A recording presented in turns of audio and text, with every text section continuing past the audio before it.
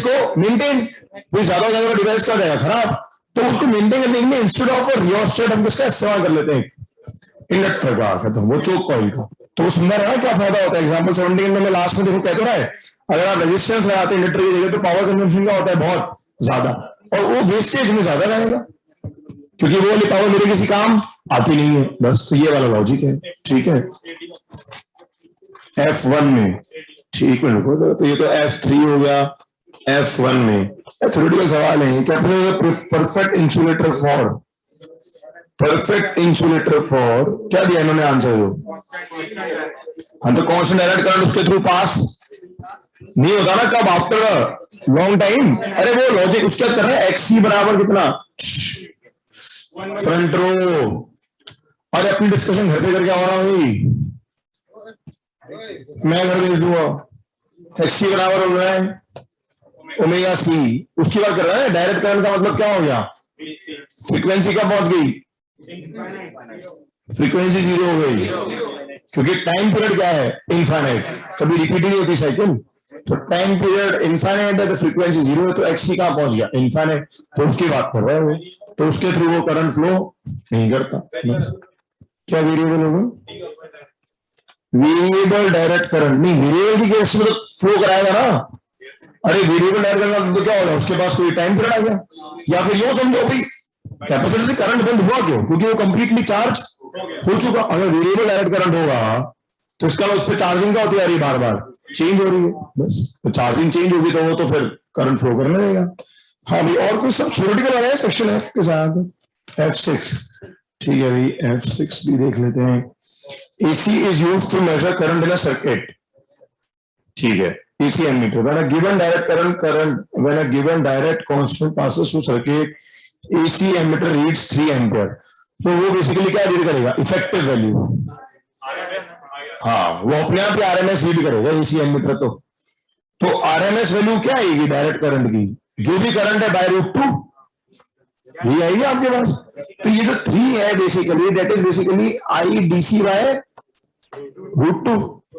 नहीं नहीं नहीं, हाँ IDC रीड कर लेगा और सीधा सीधा, हाँ आई इफेक्टिव IDC बना, डायरेक्ट करंट जो बन रहा होगा, बिल्कुल I²R, ठीक है। AC current passes through the circuit, the AC emitter reads 4 ampere. तो ये जो 4 है ये क्या बन रहा है, IRMS।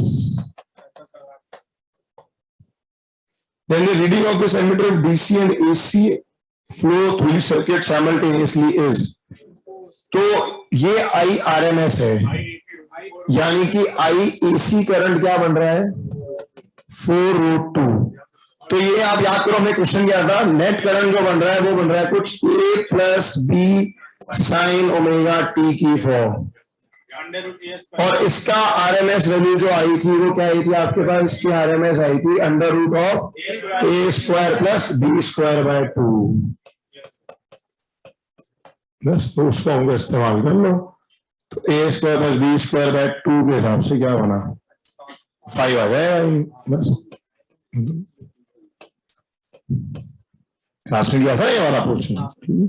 चलो और कुछ, मतलब एक्सरसाइज 3, मतलब पार्ट 3, सॉरी, हाँ भाई पार्ट 3 में भी कुछ है तो बोले। C1, अच्छा पार्ट 3 में कोई बाकी लगे हमारा, ठीक है। सेक्शन ABC में कुछ भी नहीं है, हाँ सेक्शन A एंड B खत्म है ना, ठीक है। सेक्शन C का C1 कह रहा है, तो C1 में F2 क्या होगा बेटा, F2 पूछ ले भाई एक minute. F2 choke coil could have, should have, एक ही बात है, choke coil should have high से क्या होगा, हाँ भाई आइडियल चोक कॉइल की बात करो ना, समझो जरा। तो आइडियल चोक कॉइल का मतलब क्या होता है, हम क्या मानते हैं उसमें रेजिस्टेंस क्या होगा, 0 भाई। और वैसे भी आप क्या कह रहे हो, आप चोक कॉइल का इस्तेमाल क्यों कर रहे हो, सर्किट में करंट को कंट्रोल करने के लिए, तो कंट्रोल करने के लिए अगर हम बाहर से एक्सटर्नल रेजिस्टेंस लगाते हैं तो पावर लॉस ज्यादा होता है। तो चोक कॉइल में अगर R ज्यादा होता है पावर लॉसेस क्या होंगे, ज्यादा होंगे। तो आप तो L बढ़ाओ, L बढ़ाने से अपने आप XL बढ़ जाएगा, XL बढ़ाओ कितना, ओमेगा L। तो XL को बढ़ाओ, आप R को क्यों बढ़ा रहे हो। तो उसके पास क्या होना चाहिए, high inductance and low resistance, ठीक है। F2 C1 C1 क्या कह रहा है, direct resistance of air is this much, parallel plate air has area this much end plate separation in which can be safely connected to this capacitor. Maximum RF of an AC which can be a plate, ठीक है। तो direct resistance आपको दे दी, यानी कि E दे दिया, हाँ area दे दिया और सेपरेशन दे दिया, तो इसका मतलब वो जो डेल्टा V आएगा between the plates, so delta V जिसको क्या आप कैपेसिटेंस का वोल्टेज कहते हो, कितना आएगा, ED, E इंटू डी तो आएगा। तो क्या वैल्यू आ रही है, E इंटू डी करने से यह आ रही है 3 × √2, ये mm है, तो इंटू 10 की पावर 6 इंटू 10 का -3, तो इंटू 10 की पावर 3। तो ये एक्चुअली क्या है, मैक्सिमम वोल्टेज जो कि दोनों प्लेट्स के बीच में हो सकता है। तो ये V मैक्स है, तो मैक्सिमम RMS वोल्टेज क्या लगाओगे आप, तो ये बनता है basically 3 √2 kilo volt, this is 3 √2 kilo volt. तो ये आ रहा है, this is basically V max, तो V RMS क्या बनेगा, √2। तो बस क्या आंसर है, 3 kV नहीं क्या आंसर, इसका तो आंसर क्या आ जाएगा 3 kV। तो V मैक्स बना ना भाई, दो प्लेट्स उनके बीच कितना पोटेंशियल मैक्सिमम आ सकता है, तो इतना आ सकता है बस, मतलब इससे ज्यादा आएगा तो क्या कर जाएगा, वो लीक करना शुरू कर देगा, ब्रेक डाउन पर पहुंच जाएगा अपने बिल्कुल। हाँ भाई, और कोई सेक्शन सी के बाद सेक्शन डी, ई, सेक्शन डी D1, हाँ डी के अलावा और सेक्शन डी से कुछ नहीं ना, D1 में, D1 क्या कह रहा है, इंडक्टर कॉइल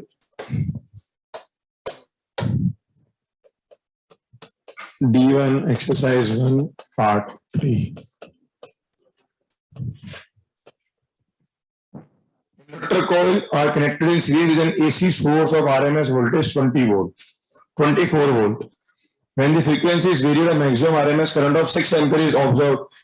तो IRMS जो आया, IRMS will be ERMS upon R, हाँ IRMS maximum, IRMS मैक्सिमम की बात करें, यार IRMS मैक्सिमम कब होगा, जब आपका Z बराबर क्या हो जाए R। तो ये 6 एम्पियर आया, तो यहां से आप R निकाल लो, क्या दिया ही नहीं है, इंडक्टर कॉइल नहीं दी ना, अरे इंडक्टर कॉइल का मतलब अपने आप ही क्या है, चोक कॉइल, उसमें R और L दोनों मानते हुए चलेंगे, बस बस ठीक है। बाकी तो बाकी सब तो वही है जो हमने क्लास में किया था, तो अंडरस्टूड ही है ना भाई, if the inductor coil is connected to DC, बस हो गया। वो डीसी वर्ड आती तो समझ जाओ कि आर का इस्तेमाल हो ही रहा है, बस ये लैंग्वेज आपको अच्छे से समझाएंगे ये। और कोई डी खत्म, सेक्शन ई, ट्रांसफॉर्मर तो बस ई की अच्छा सवाल है, वैसे वो जो आपके एडवांस में आ रखा है।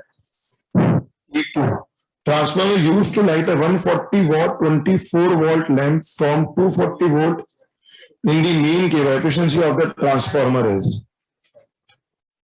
140 watt 24 volt lamp from 240 volt AC means current in the main cable. नहीं तो ये तो नहीं, ये तो ये सेकेंडरी की बात कर रहा है ना, भाई बल्ब तो सेकेंडरी का लगाओगे, हाँ तो इसका आई निकालने हम, है ना, हाँ तो इसका आई जो बना 24 वोल्ट का लैंप है, अच्छा एक minute 240 volt AC main supply है, तो इधर से जो सप्लाई है वो कितनी है 240 वोल्ट की।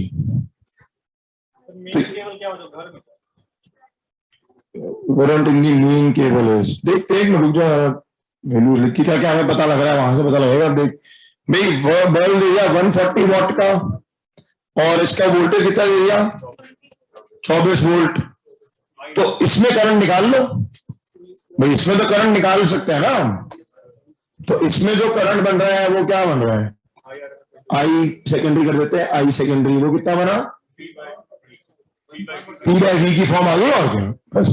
तो 140/20 वोल्ट 4। वॉइस क्लियर नहीं है, अचानक से कैसे वॉइस खराब हो गई। अच्छा वॉइस क्लियर नहीं है का मैसेज ग्रुप पर भी आया है, 1 मिनट। सही है ब्रो, ओके ठीक।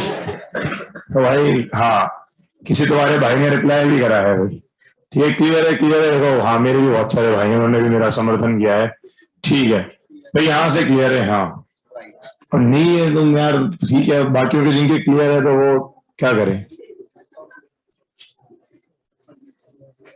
ठीक है वो तो दो चार की प्रॉब्लम आ जाती है, क्या कर सकते हैं। तो क्लास के सामने चैट चलती है, इसमें वो तो है नहीं। चलो हाँ, अभी तो IS आ गया 140/24। अब वो क्या कह रहा है, इसका मतलब इधर से वो सप्लाई बता रहा है कितनी 240 वोल्ट्स, ठीक है। और अब इसका मतलब कौन सा करंट दिया उसने आपको, इधर वाला करंट दिया उसने आपको IP 0.7 जो है वो IP मतलब ये तो आप निकाल ही रहे हो। तो IP जो बच रहा है वो क्या बच रहा है 0.7। तो एफिशिएंसी क्या चीज बनी हुई, ये वाला सर्किट तो क्या बना आउटपुट, ये सर्किट बना आपके पास आउटपुट का, और ये वाला सर्किट तरह से क्या बना इनपुट का।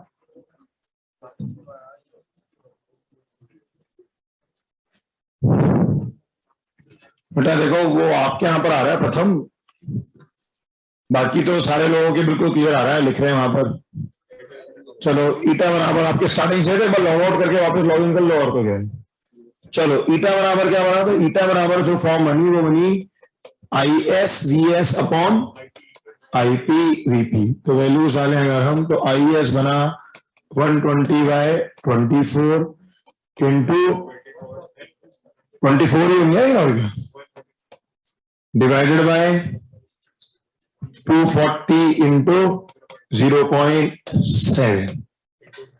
तो ये 140 इंटू 0. जो भी आ रहा है, क्या आ रहा है यहाँ से आंसर, इंटू 100 कर दो। ये परसेंटेज में है तो इंटू 100 कर दो, इन परसेंटेज कह रहा है वो, ठीक है तो इन परसेंटेज कह रहा है तो इंटू 100 कर देते हैं। भी परसेंटेज इसलिए कर रहे हैं इंटू 100 की परसेंटेज में बात कर रहा है वो। तो क्या बन रहा है देखो लगभग 83, ठीक है कर लेना चेक बस, ठीक है। चलो तो काफी है आज के लिए, ठीक है एक बार जस्ट चलो ठीक है बस। तो एक्सरसाइज 2 करते हैं अगली क्लास में, एक साथ ही ले लो लाइन से और क्या। एक्सरसाइज 2 खत्म करो, एक्सरसाइज 3 कर देंगे बस।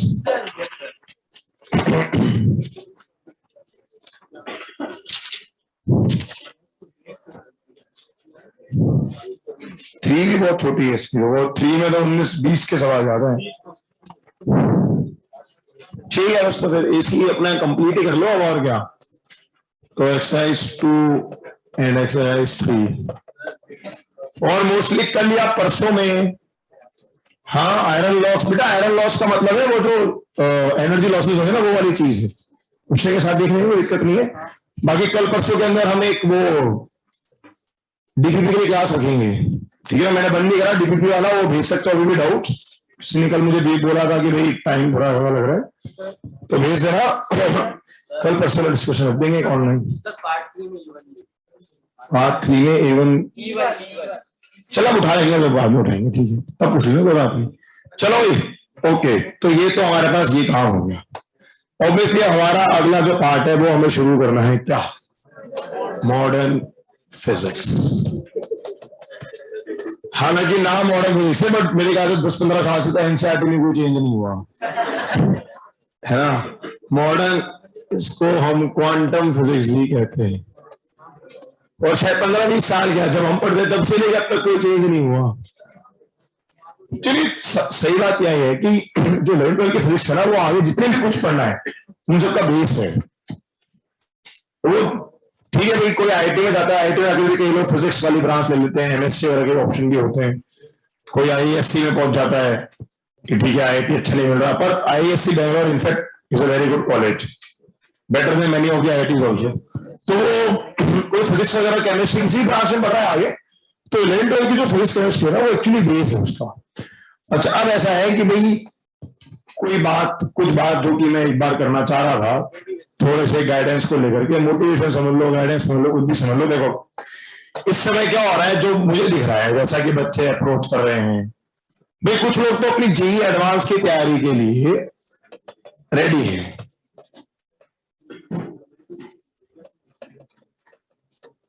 ठीक है, मतलब उनसे सब कुछ हो रहा है, उनको कोई प्रॉब्लम नहीं है, वो आराम से अपनी जेई एडवांस की तैयारी बढ़िया से करते हुए चल रहे हैं, जो काम मिल रहा है वो सब कुछ करते हैं, उन्हें कुछ नहीं करना, उन्हें कोई बोर्ड की, ठीक है, उनके वो बच्चे हैं जो बोर्ड की तैयारी साथ साथ कर चुके हैं। ज्यादातर जिनको जेई तैयारी ढंग से करनी थी, ईमानदारी से, जो सिंसियरली कर रहे थे, जो अभी तक रेस में है और आगे भी रहना चाहते हैं, वो अपना बोर्ड का काम निपटा चुके हैं। ये अपने आप जज कर लेना खुद से कि हम कितना रेस के बाहर हो चुके हैं। क्योंकि मैंने तो ये गाइडेंस आपको 6 महीने पहले दी थी कि जिसको जेई की रेस में टिके रहना है, वो अपना बोर्ड का काम, तब तो शायद ये भी नहीं आया था कि बोर्ड 2 बार होंगे, है ना। बट ठीक है, वो मुझे पता ही नहीं क्या होता है, जब भी होंगे तो सीधा बोर्ड होना तो था, ये तो पता ही है। तो जो इसके अंदर है, वो चाहे तो अगले 5 मिनट का ब्रेक ले ले, घूम फिर के आ सकते हैं। वो तो जो चल रहा है वो एज इट इज चलने दे, उनको कोई चेंज नहीं करना, एज इट इज जैसे कर रहे थे वो सारी चीज कंटिन्यू रखें अपनी। एक्स्ट्रा में है डीपीपी का डिस्कशन भी मैं उन्हीं के लिए करा रहा हूं, तो इन्हीं बच्चों के लिए वो डीपीपी डिस्कशन भी है, फॉर देम ओनली, इन्हीं के लिए वो डीपीपी डिस्कशंस भी है।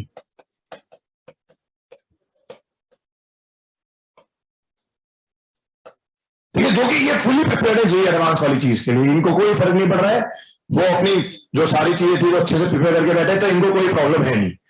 अच्छा, दूसरे जो आए हैं वो थोड़े से जेई देना भी है, बोर्ड अपना पढ़ चुके हैं, बट थोड़ा सा टाइम कंस्ट्रेंट से जूझ रहे हैं। ठीक है ना, जेई में मतलब लिटिल कंफ्यूज, तो वो लिटिल कंफ्यूज वाले देखो एक काम ये कर सकते हैं, अगर उनको टाइम कंस्ट्रेंट फील होता है, दे फील टाइम कंस्ट्रेंट, मतलब just it tips, you know भाई किसके लिए क्या चीज इस समय ज्यादा फायदेमंद है। ठीक है ना भाई, जिसको ये टाइम कंस्ट्रेंट फील हो रहा है वो ये करे। देखो ऑब्वियसली बात है, अब जो मॉडर्न वाला पार्ट है ये आपके इन वाले बोर्ड्स के अंदर नहीं आ रहा, तो भले ही चाहो तो उस मॉडर्न का जो होमवर्क है उसको छोड़ सकता है। तो जो मॉडर्न के लेक्चर्स है, लेकिन लेक्चर्स जो ये मॉडर्न फिजिक्स हम चालू कर रहे हैं, तो सेम विद केमिस्ट्री और मैथ्स भी चलता है, क्योंकि वहां पर भी आपके वो टॉपिक्स हो रहे होंगे जो कि टर्म 1 के अंदर नहीं आ रहे हैं। Getting it? तो जो टॉपिक्स चल रहे हैं फिजिक्स, केमिस्ट्री, मैथ्स में, जो रनिंग टॉपिक्स हैं, रनिंग टॉपिक्स जो हैं, उनके at least lectures with class attend करते चले, लेक्चर्स विद क्लास।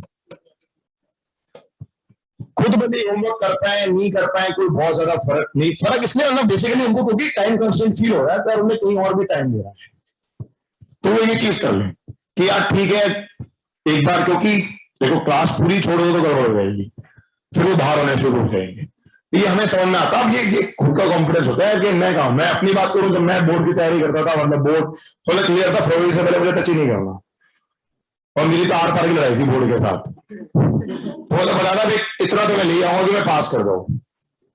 हालांकि सच्चाई है कि मुझे प्री बोर्ड में रोक लिया था, लेकिन आप पास हो, सब्जेक्ट बताऊंगा उसमें डाउट पैदा करोगे, है ना। हाँ, वो तो अलग कहानी थी एक्चुअली। वो टीचर जो था क्लास टीचर, उससे जो फिजिक्स टीचर था उससे बनती ही नहीं थी। फिजिक्स टीचर मेरे क्लास में साफ कह रहा था, क्या होता था भाई क्लास जब हम तो जेईई की तैयारी करके आते थे, वो बेचारे अपने नॉर्मल जितना पढ़ाना चाहिए उतना पढ़ाते थे, शायद आता तो उनको होगा, पर वो उतने ही पढ़ाते थे जितना पढ़ाना चाहिए। मैं आगे उनको सवाल पूछ लेता, फिर कुछ और पूछ लेता, तो फिर सारे जवाब तो नहीं दे पाते, और बोर्ड का सिलेबस तो सेम है, तो प्रॉब्लम फिर वही बात। ऋषभ पांडे, थैंक यू कि आपको इस बात का एहसास हुआ। ठीक है, चलो, तो बहुत क्लियर फंडा था मतलब उनके और हमारे बीच में, जब हम फिजिक्स लैब में आते ना, उसमें साफ कर दिया था कि ये मेरा एरिया है। हाँ, समझ गए ना तुम, तो इसका क्लास में तो मेरे एरिया चलता था, तो इसलिए क्या है कि उन्होंने तो प्री बोर्ड में भी, तो क्या वो सब अलग कहानी है, बट मैं क्लियर था कि मुझे 2 नाम में सवार होना ही नहीं है। मुझे क्लियर था बोर्ड में 95% तब तो वैसे भी 90% भी बड़ी बात होती थी, मुझे पता उतने आकर भी कुछ मिलना है नहीं, तो मैं क्लियर था अपनी जेईई की तैयारी में फोकस करूं। तो या तो वो ये उन्हीं के लिए वो पहला पॉइंट जो क्लियर है कि भाई मुझे करना क्या है, और ये भी नहीं कि बोर्ड में मतलब, हाँ आजकल बोर्ड में 80% लाना उतना ईजी काम है, जो पहले 60% था वो आज की डेट में 80% है बस। हाँ, तो 80, आप तो वैसे भी कोविड का फैक्टर मिला हुआ है तो पास ही होना है बिल्कुल। तो ये जो इसमें क्लियर है कि यार मुझे लाइफ में करना क्या, भाई वो जे की तैयारी के लिए आया था वो करते हुए चलना है, उनके लिए तो पहला पॉइंट है। कुछ नहीं, जो चल रहा है वो चलने दो, जो होमवर्क चल रहा है रेगुलर, सब कोई नया एक्सपेरिमेंट नहीं करना। हाँ, कुछ एक चीजें जो शायद बच्चे आकर के मुझे बोल रहे थे, कुछ एक की स्पीड का इशू आता है, ये आता है वो आता है, वो बात अब तक मैंने आपको सिर्फ एक ही चीज सिखाई, वो है एक्यूरेसी। मैंने अब तक सूर्यवंशा से बोला है कि टाइम किस पर देना है, सवालों से लड़ने पर, एक्यूरेसी पर। ये लड़ाई जारी रखो अभी। अरे अभी जेई एडवांस की रेस बहुत दूर है, अभी 6 महीने बीच में मीन्स आएगा ना। मीन्स मैं तो मान के चलता हूँ कि मार्च अटेम्प्ट जो है ना, फरवरी में हो नहीं हो फर्क नहीं पड़ रहा, पर वो जो मार्च अप्रैल अटेम्प्ट है ना वो बहुत इंपॉर्टेंट होता है, क्योंकि आपके पास इफेक्टिवली कम से कम 2-2.5 महीने मिले थे रिविजन के लिए। अरे बिना अभी तक तो 11th रिवाइज ही नहीं कर पा रहे हो, तो वो 11th रिविजन स्पीड वाले सारे खेल वो हम आफ्टर बोर्ड्स बात करेंगे। अभी मैं उस बारे में कोई बात नहीं कर रहा, या फिर बोर्ड की छुट्टियों के टाइम पर बता दूंगा, किसी को कुछ करना हो तो कर ले, क्योंकि अभी तो आपको टाइम ही नहीं मिलेगा। जो रेगुलर पढ़ रहा है वो मॉडर्न पढ़ेगा, ACMI का होमवर्क करेगा, DPP करेगा, कहाँ टाइम है उसके पास। और रिवीजन मैंने कहा भी है कि रिवीजन इस कॉस्ट पे नहीं करना कि अपना 12th खराब हो जाए। And modern is actually very important. कम से कम 6 सवाल तो आपके जेईई मेंस के अंदर आ जाएंगे, 5 सवाल तो आ ही जाएंगे इजीली, 4-5 सवाल, क्योंकि 3 चैप्टर कवर करता है एक्चुअली। हाँ, तो वो हाँ जेईई मेंस क्या करो, जेईई मेंस वाले पेपर के अंदर 4 सवाल आते हैं, और एडवांस के भी दोनों पेपर देखे हम, पेपर 1 पेपर 2, तो उसको भी मिलाकर के 3-4 सवाल तो आ ही जाते हैं, 3 सवाल तो बन ही जाते हैं। एक न्यूक्लियर का आ जाएगा तो उसकी वेटेज बहुत ज्यादा है, तो पूरी जेईई को देखो अगर आप, तो आपका जेईई मेंस और जेईई एडवांस, तो टोटल 7 से 8 सवाल आप इस मॉडर्न से कर सकते हैं। और modern actually is a topic जो कि बहुत कम समय में बहुत अच्छा रेडी हो जाता है। रोटेशन को हमने बहुत टाइम दिया, फिर भी सवाल नहीं होते आज की डेट में, क्योंकि कॉम्प्लेक्सिटीज बहुत सारी है। मॉडर्न में इतना कॉम्प्लेक्स कुछ कर ही नहीं सकते भाई। कुछ क्या है कि मैकेनिक्स में सोचने का स्कोप है क्वेश्चन बनाने वाले के पास, मॉडर्न में स्कोप तो है, बट ये पता नहीं पड़ता ना कि जो आप सोच रहे हो वो चीज पॉसिबल भी है या नहीं है। तो जो पॉसिबिलिटीज है उन्हीं में से सवाल बनता है बस, तो वो लिमिटेड है। जो कुछ एक्स्ट्रा चीजें सोची हुई है वो अब तक सोची जा चुकी है, उन पर सवाल आ चुके, तो कुछ बहुत ज्यादा नया पूछा नहीं जाता। तो इसलिए मॉडर्न बहुत स्कोरिंग आती है, इसलिए मॉडर्न को तो बीच में, तो इनको तो बिल्कुल कुछ नहीं करना, वो जो मॉडर्न साथ साथ होमवर्क सारा कुछ करते चले। जो थोड़े बहुत ये कंफ्यूज है, टाइम कंस्ट्रेंट फील कर रहे हैं, ये कर लें, अपने रनिंग टॉपिक्स जो है उनको लेक्चर विद क्लास करते चले, कम से कम एटलीस्ट इतना जरूर करते चले कि हाँ भाई एटलीस्ट हम क्लास के साथ साथ में हमने वो टॉपिक पढ़ लिया। अब हमारे उन पर जिनकी बोर्ड प्रिपरेशन जो कि हाईली कंफ्यूज है इस समय पर, और ऐसे ही बच्चे एक्चुअली ज्यादा संपर्क कर रहे हैं या आकर के मिल रहे हैं या बाहर मिल जाते हैं क्लास के, कि सर आप कैसे टाइम मैनेज करें, क्योंकि बोर्ड तैयार करा ही नहीं। अब देखो ऐसा है यार, देखो ठीक है, ऑनेस्टली बात करूं तो शायद एडवांस की रेस में तो आ भी नहीं रहे, बट मैं ये आइडिया इसलिए दे रहा हूं कि आप जेईई की रेस में बने रहो, जेईई मेंस की रेस में भी बने हुए हो, तो कम से कम अच्छा एनआईटी तो हमें मिल सकता है। और अच्छा एनआईटी नहीं भी मिला तो भी एटलीस्ट क्या होगा, हम लोगों को जो पोर्शन जो बचा हुआ पार्ट है, देखो ये 11th को तो भूल ही जाए, फिलहाल तो 12th बोर्ड इनसे मैनेज नहीं हो रहा, तो इसको 12th बोर्ड प्लस वो जेईई मेंस तक की भी अगर उसको सोचनी है, प्लस जेईई मेंस, यार चलो मेरा मेंस ठीक ठाक हो जाए, बहुत अच्छा देना, तो इनके लिए भी दिक्कत है, क्योंकि ऑब्वियसली बात है उसमें 11th भी काम आएगा, जिसकी 11th वीक है गेटिंग इट, या जिसने अभी भी 12th में ढंग से बोर्ड की तैयारी अब तक नहीं करी, पीसीएम का पार्ट भी पेंडिंग पड़ रहा है, बहुत क्लियर कह रहा हूं उनको क्लासेस बंद कर दो। कौन सी वाली?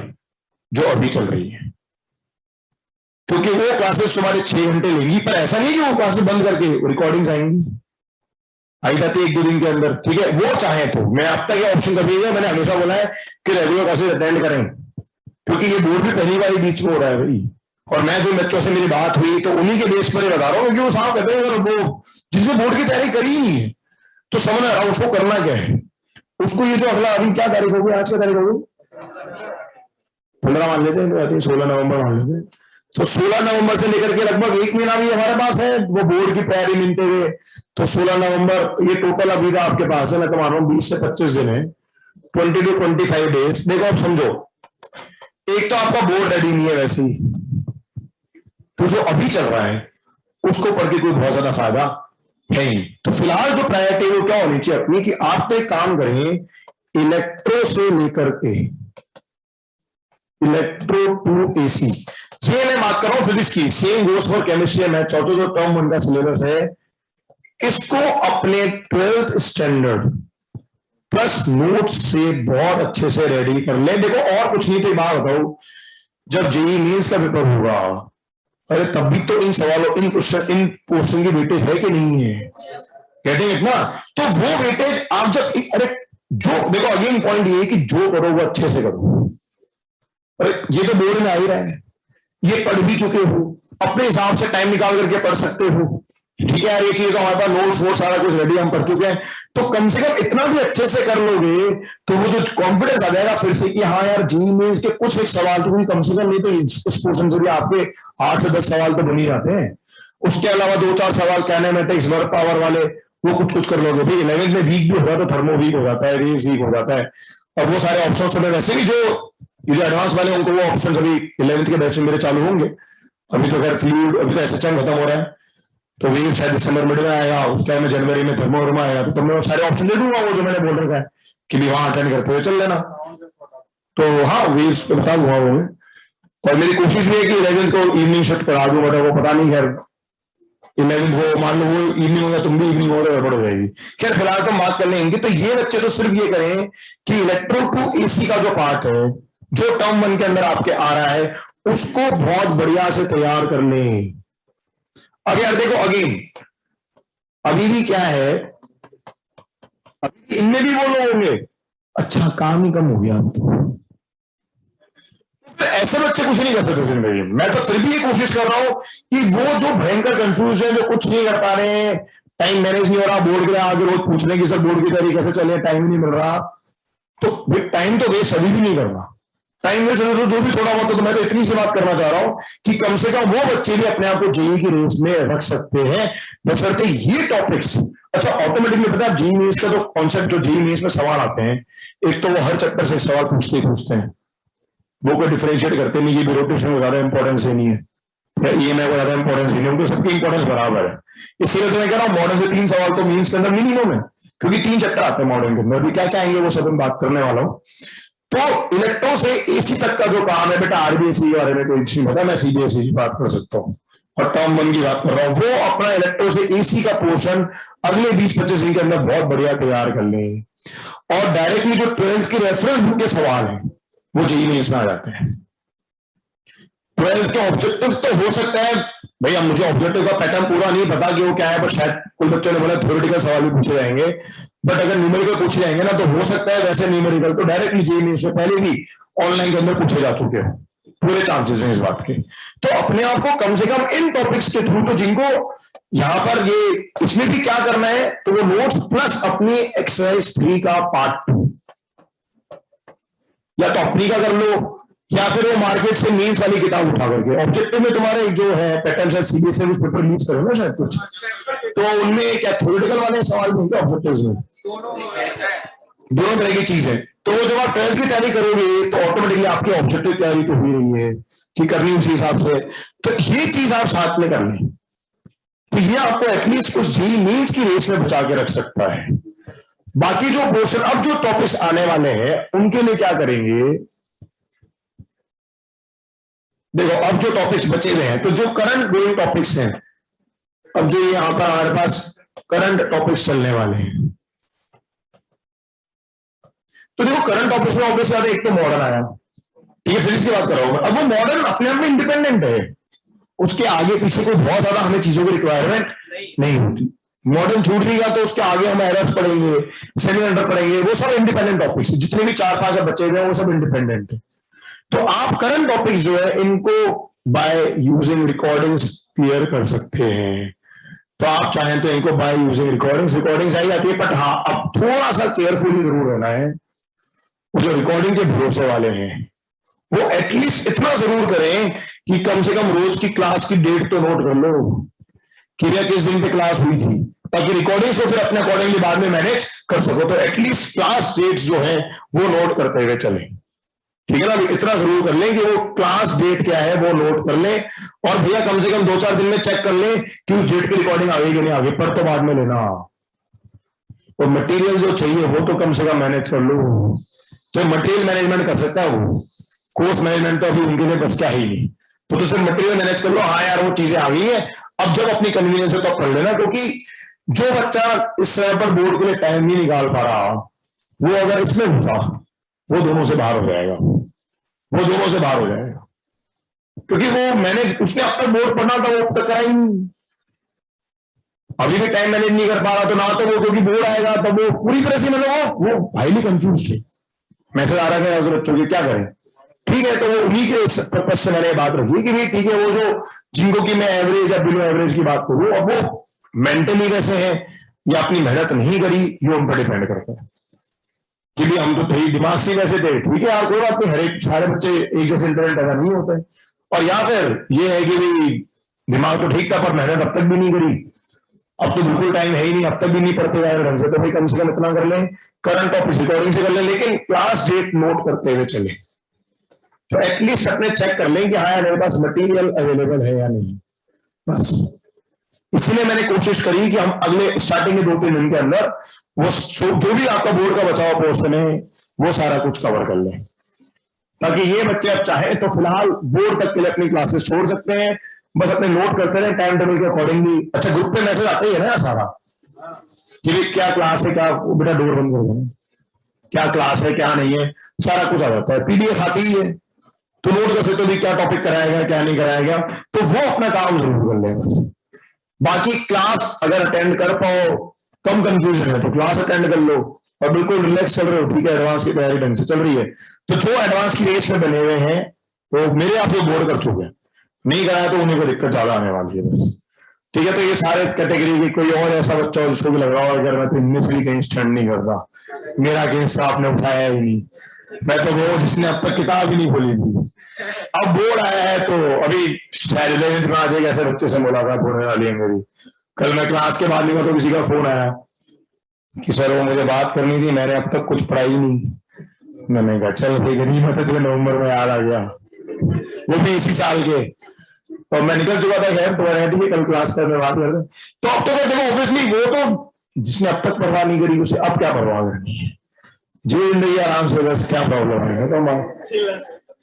और ऐसे बच्चे जो अब तक परवाह नहीं करी, तो मैं तो चाहूंगा कि ऐसे अगले साल और 50-100 हो, फीस जमा करवाओ, कोटा घूमो, ना कभी डाउट पूछो, हम भी खुश तुम भी खुश, हमें क्या दिक्कत है, ठीक है ना भी। हाँ ऐसा कोई आना चाहे तो they are most welcome at reference, हमें कोई दिक्कत नहीं, हम पढ़ने वाले बच्चे और ना पढ़ने वाले बच्चे सबको, सबका हम पूरा ध्यान रखते हैं कि किसको कैसा चाहिए। हाँ बस बताऊंगा, ठीक है ना भाई, चलो क्लियर हुई यहाँ पर। या नोट जो बच्चा करना चाहे उसके अंदर हम उसको पूरी सुविधा प्रोवाइड कराते हैं, बिल्कुल तुम पढ़ने के लिए आए तो तुम्हें पढ़ाया जाएगा, और तुम मस्ती करना है तो ठीक है, अभी सियार के सही लाते बैठ जाया करो, 1-8 घंटे बाद मस्ती हो जाएगी।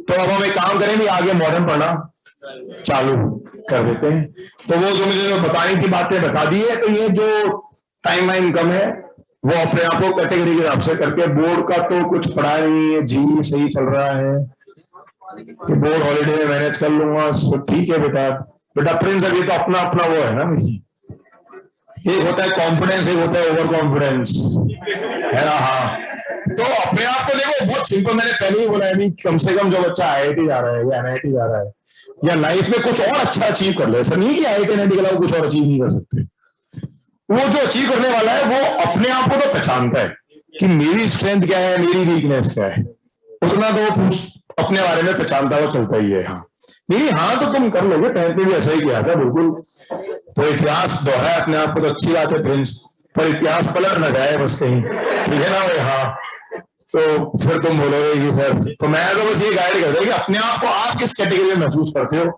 उसके हिसाब से तैयारी करें, और भाई वही है कि वो महसूस भी वही कर पाएगा जिसने अब तक ढंग से पढ़ाई करी है, वरना वही वाले सवाल है। सब मुझे लग रहा था क्वेश्चन कल परसों वहां किसी ने डाला ग्रुप पे, वो हाँ एक कैपेसिटर वाला सवाल है, वो कैपेसिटर डायलेक्ट्रिक इंसर्ट कर रहे हैं, आया तुम्हारे टेक्स्ट में डायलेक्ट्रिक इंसर्ट वाला, तो किसी ने मुझे अलग से व्हाट्सएप भेजा है, सो तो गलत है, सारे ऑप्शन कैसे हो सकते हैं, हीट प्रोड्यूस, अरे हीट प्रोड्यूस कितनी उसके अंदर 0, क्यों, क्योंकि कैसे डाल रहा हूं उसको स्लोली, तो समझे नहीं, उसके हिसाब से गलत है ना, उसके हिसाब से गलत है, वो उसको लग रहा है कि वो गलत है, पर वो सवाल गलत है नहीं, बस वही।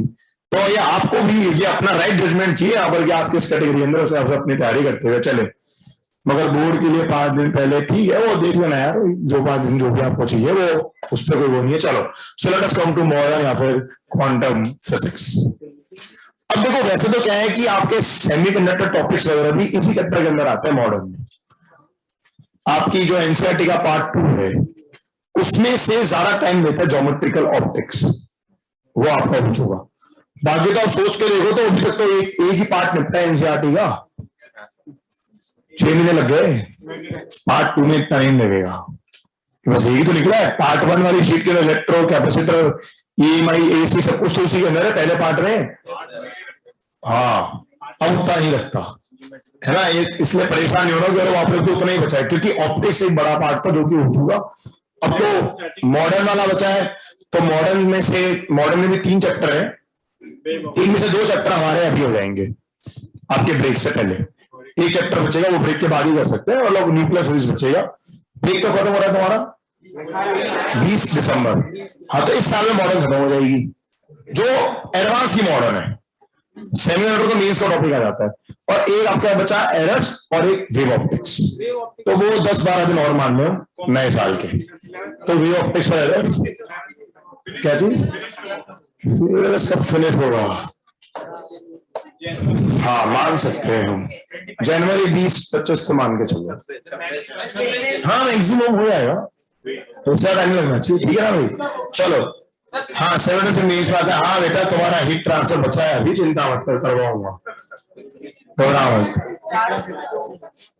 चलो हाँ भाई चालू करें मॉडर्न, ठीक है। चलो अब देखो जरा मॉडर्न फिजिक्स जो एडवांस लेवल की, हमसे उसकी बात करेंगे कि एडवांस में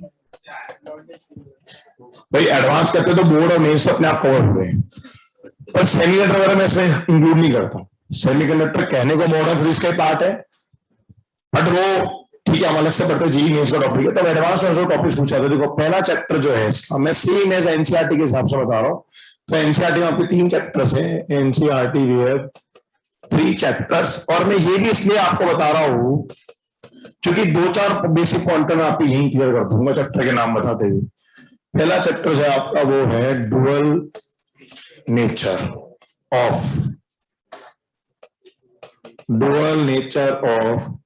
वेव्स। वेव्स बोलो या रेडिएशन बोलो एक ही बात है, वेव्स रेडिएशन एंड मैटर। देखो जरा कुछ बातें तो जरा यही क्लियर कर ले हम।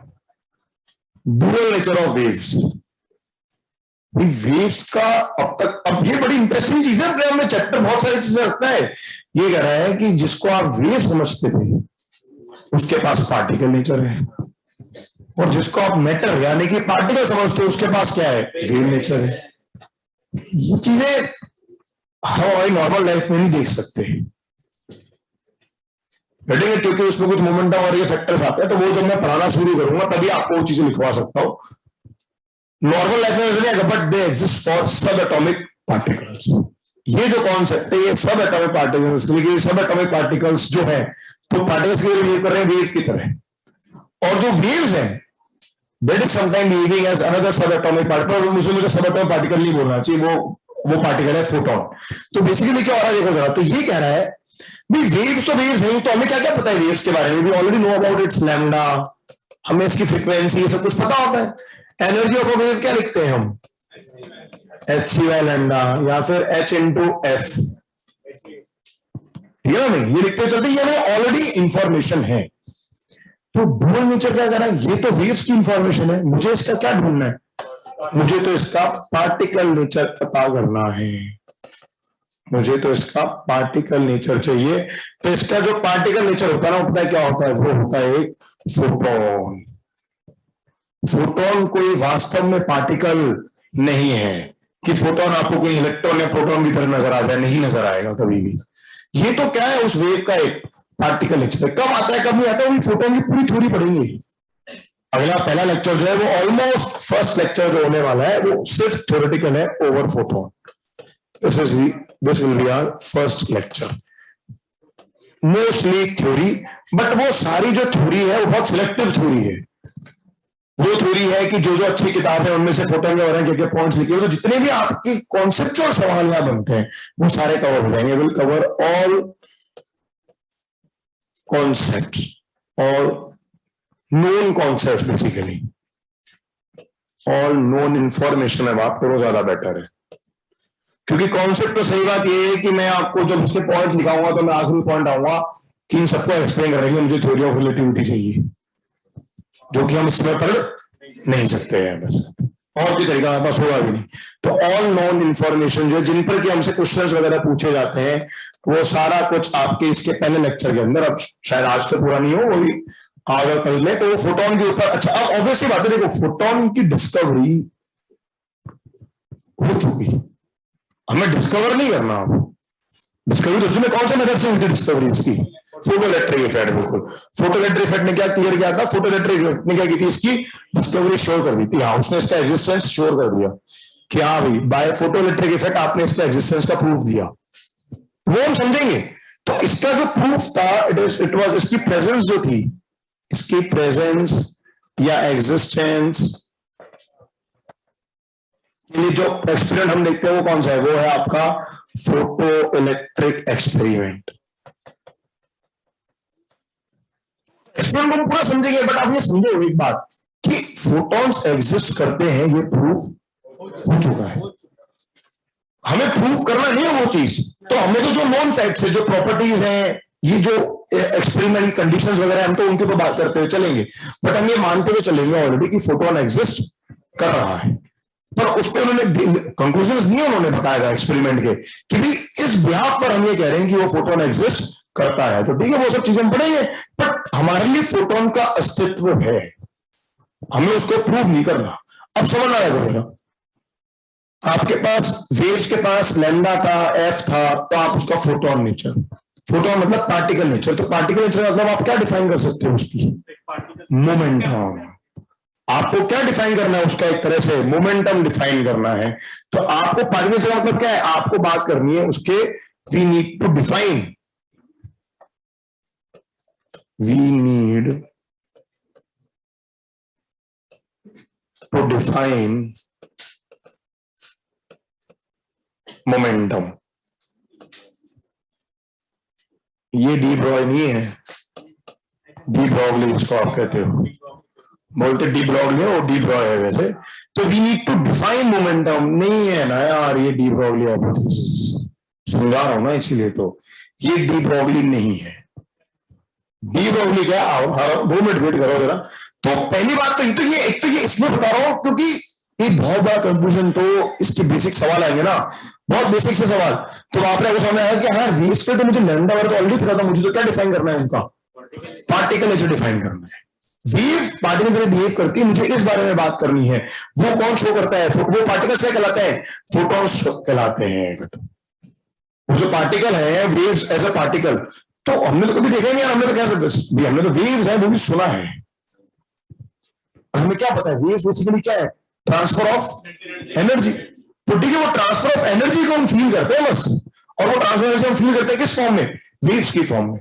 वो जो सनलाइट हम तक पहुंच रही है तो वो हमें गर्म, जो वो अर्थ पे गर्मास आ रही है, अर्थ पे जो हॉट आ रहा है, वो हॉट चीज क्या आ रही है? सन के रेडिएशन से। तो रेडिएशन क्यों आ रहे हैं? क्योंकि वो वेव्स है, तो वेव्स की फॉर्म में आ रहे हैं हमारे पास। तो वो पार्टिकल नेचर कब और क्यों शो करते हैं, तो वो सारी बातें हम इस वाले पोर्शन में समझेंगे। अब अगर मैं मैटर की बात करता हूं, तो मैटर जो है वो क्या कर रहा है भैया जरा?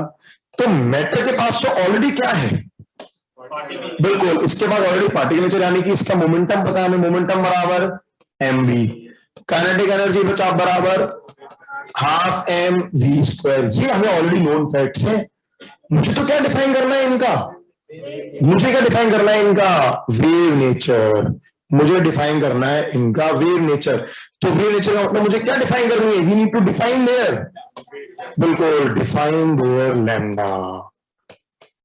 और ये लैम्डा जो होती है आपका, ये होती है बेसिकली h/p, और इसको कहते हैं हम de Broglie wavelength. This lambda is known as de, आप इसको ब्रॉडली पढ़ते हैं but basically it's de Broglie, ठीक है ना, वो प्रोनाउंसिएशन इसका डी ब्रॉय है।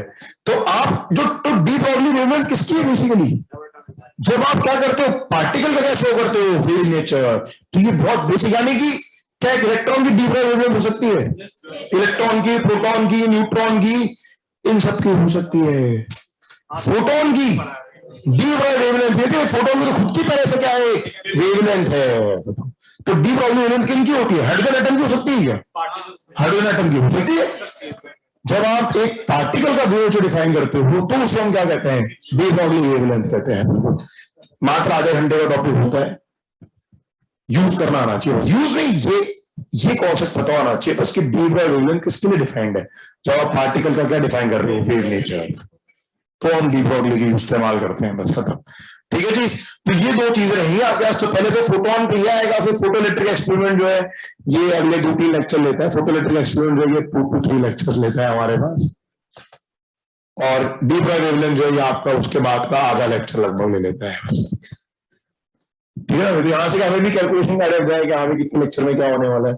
सेकेंड चैप्टर जो आपके पास आता है, second chapter is atoms and X rays, second part जो आपके पास है। तो ये मैंने इंफॉर्मेशन इसलिए दी है कि अभी देखो ना, इस इंफॉर्मेशन के थ्रू ही वो पहले चैप्टर का बेसिक क्या है वो हमें समझ में आया कि यार फोटॉन्स की बात हम क्यों करेंगे, क्योंकि मुझे क्या डिफाइन करना है, एक वेव का पार्टिकल नेचर। और जब उसके पॉइंट जरूर आपको अपने दिख जाएगा कि हाँ, क्योंकि अभी कई होगा सर हमने तो कभी ऐसा देखा ही नहीं, क्यों में आ रहा हो अच्छा वेव पार्टिकल नेचर, क्योंकि दिखेगा भी नहीं, वो अंडर सर्टेन कंडीशन की चीज हो रही है, तो उन कंडीशंस को आप ऐसे देख ही नहीं सकते, तो बस हमारे पास कोई ऑप्शन है ही नहीं उसके अंदर। चलो ऐसे इसका भी एक्सपेरिमेंट है, वो डेविएशन जर्मर, डी ब्रॉगली का एक्सपेरिमेंट, डेविएशन जर्मर एक्सपेरिमेंट करेंगे तब बात है। फोटोइलेक्ट्रिक तो वैसे ही बहुत काम की चीज है। Second, photoelectric is very important for advance. ये इसमें जो सवाल बनते हैं एडवांस में, वो इस वाले टॉपिक से बनते हैं, एडवांस के सवाल इस फोटोइलेक्ट्रिक से बनते हैं, one of the favourite topics. दूसरा टॉपिक आपका बचता है वो है atoms and X rays. Next is atoms. तो एटम्स हम किसकी बात करते हैं, एटॉमिक स्ट्रक्चर। आप ऑलरेडी पढ़ चुके हो, बट ऐसा नहीं कि मैं कोई लूंगा एटॉमिक स्ट्रक्चर के सवाल कराऊंगा अभी, क्योंकि फिजिक्स के सवाल थोड़े डिफरेंट तरह के होते हैं। तो एटॉमिक स्ट्रक्चर आएगा, बट इसमें जो कुछ अच्छे सवाल बनते हैं वो बनते हैं कोलिजन वगैरह। तो एटॉमिक स्ट्रक्चर एक तो इसमें आएगा आपका, एटॉमिक स्ट्रक्चर आ गया। कुछ चीजें जो डिफरेंट रहेंगी आपके केमिस्ट्री से, एटॉमिक स्ट्रक्चर आया, प्लस एक कॉन्सेप्ट आएगा कोलिजन का। ये बड़े इंटरेस्टिंग सवाल है, कोलिजन ऑफ किसका, सब एटॉमिक पार्टिकल्स। अब एक सिंपल सा लॉजिक दूं, तो अब समझ लो वो कोलिजन आना चाहिए थोड़ा बहुत। अब कोलिजन अगर याद हो तो एक बात बताओ, नहीं मोने ठीक है, जब कोलिजन होता था तो एनर्जी कहां जाती थी, काइनेटिक एनर्जी लॉस होती थी, वो कहां जाती थी, पोटेंशियल एनर्जी। कौन सी पोटेंशियल एनर्जी, डिफॉर्मेशन। बॉडीज की शेप में क्या आता है, चेंज आता है। अब सब एटॉमिक में क्या चेंज लाओगे, सब एटॉमिक में क्या चेंज लाओगे, और इलेक्ट्रॉन की शेप में चेंज आ, शेप है ही क्या, समझ रहे हो। तो वहां एनर्जी लॉस कहां जा रहा है उस पर हम ध्यान देंगे, बट ये बात कन्फर्म है कि वहां पर शेप में कोई चेंज नहीं आता है। अच्छा, उसके अलावा आपको याद है तो मैंने आपको पहले भी चीज बताई थी, जब आप एटॉमिक स्ट्रक्चर केमिस्ट्री में पढ़ते हो तो केमिस्ट्री में आपका न्यूक्लियस क्या है, फिक्स। हमारे भी 70% सवाल के अंदर न्यूक्लियस फिक्स है, उसके चारों तरफ क्या घूम रहे हैं, इलेक्ट्रॉन्स। बट वास्तव में सोच के बताओ जरा, न्यूक्लियस का मास क्या इनफाइनाइट है क्या, नहीं, एक्चुअल होना इनफाइनाइट है। न्यूक्लियस और इलेक्ट्रॉन किसके अबाउट घूमेंगे, about the common centre of mass. कहां यूज करा हमने इस कॉन्सेप्ट को, बाइनरी स्टार सिस्टम। एक्चुअली में ये लॉजिक बड़ा इंपॉर्टेंट है, इसी के बेस पर आप हाइड्रोजन और ड्यूटेरियम के न्यूक्लियस की पहचान करते हो कि उन दोनों का न्यूक्लियस भी क्या करता है, मूव करता है। तो ये कुछ एक्स्ट्रा चीजें जो कि हम अपार्ट फ्रॉम केमिस्ट्री पढ़ रहे होंगे। और एटम्स के अंदर एक और चीज आपके पास आती है, एटम्स प्लस एक्सरेज। एक्सरेज आपके बोर्ड्स में नहीं है, तो ये वाला टॉपिक भी आप मान के चल रहे, टोटल चीज जो है हमारे पास ये लगभग मैं मानता हूँ 4 लेक्चर। तो शायद हमारे पास कितने, थर्सडे फ्राइडे सैटरडे 3, और अगले हफ्ते के तो ठीक है। बस मैं यही कह रहा हूं कि आपका इतना पार्ट जो है, ये पूरा पार्ट जो है ना 1 और 2, इसको हम कहते हैं मॉडर्न 1, इसको मॉडर्न 1 के नाम से बोला जाता है, मॉडर्न फर्स्ट।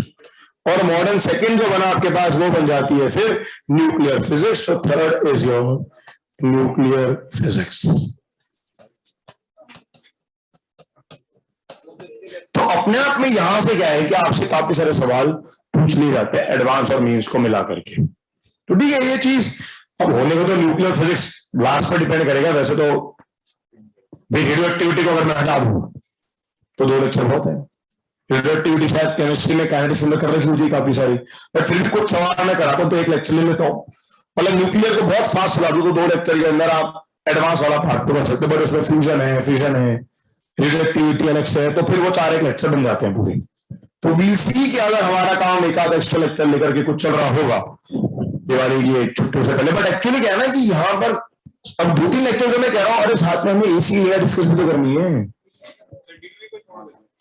क्या डीपीपी तो मैंने वैसे भी नॉर्मल क्लास में छोड़ रखी है, वो तो शाम को एक्स्ट्रा में करवाऊंगा ना ऑनलाइन। कर लोगे? दोबारा आ जाओगे? हाँ ऑफलाइन आ जाओगे दोबारा पक्का? नहीं बहुत ज्यादा नहीं बुलाऊंगा, एक मिनट, बहुत ज्यादा नहीं, पर हफ्ते में 1-2 बार, जैसे अभी 3 दिन बाकी है उसमें 1 बार बुला लो तो बढ़िया। इसी की सीट शाम को कर देंगे। कि तुम ऑफलाइन वाले कह रहे हो? कितने लोग एग्रीड हैं कि भाई ऑफलाइन हफ्ते में 2 बार हम एक्स्ट्रा शाम में? हाँ ठीक है, डीपीपी तो टोटली ऑनलाइन रहेगी, कोई बात ठीक है बस। तो फिर ठीक है। अबे तुम क्या है, तुम तो ऑनलाइन वाले, तुम्हें करना क्या, लॉग इन करना है सुबह शाम होगा। हाँ केमिस्ट्री का एटॉमिक स्ट्रक्चर रिवाइज नहीं हो जाएगा प्रिंस थोड़िया, केमिस्ट्री का टेस्ट तुम रिवाइज करके आओगे, मैं बता दूंगा, हालांकि मैं बताऊंगा, मैं कुछ छोड़ूंगा नहीं। बट ये सारी बातें इसीलिए करी गई है क्योंकि अभी मुझे किसी ने पूछ भी जाता ऑनलाइन में कि सर पहले का क्या काम आएगा। तो ये छोटे छोटे बेसिक्स है जो काम है, बाइनरी स्टार पढ़ लोगे, कोलिजन पढ़ लोगे, ये जो टॉपिक है ना, ये फिजिक्स एडवांस के लिए बहुत इंपॉर्टेंट है।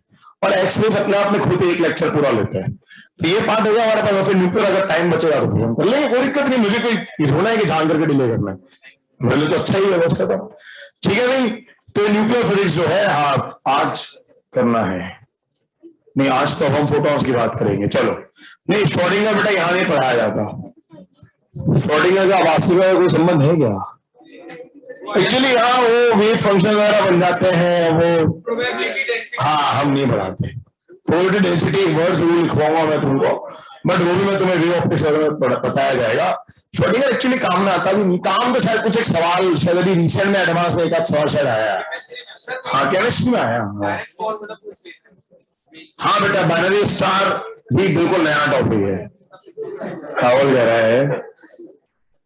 चलो जाने दो यार, कोई बात नहीं, हम श्रोडिंगर पढ़ाएंगे भी नहीं, हम एटम्स का उतना ही हिस्सा पढ़ेंगे जो फिजिक्स में आता है, क्योंकि फिजिक्स में उतना आता है इतना समझाया जा सकता है।